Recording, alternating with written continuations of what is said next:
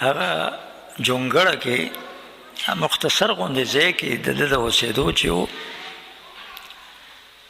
خوشیځی و سپی راغلی ده او بچي پکې روړي دي سپی خپلو بچو سره مشغولېږي لګیا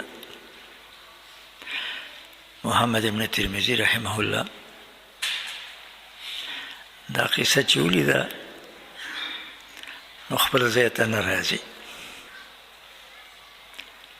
بهر ګرځي راګرځي نه په خپله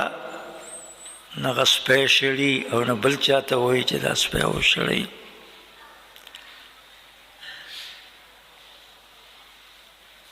یو ځل راغی ویې کتل هغه خپلو بچو سره سپی پرته ده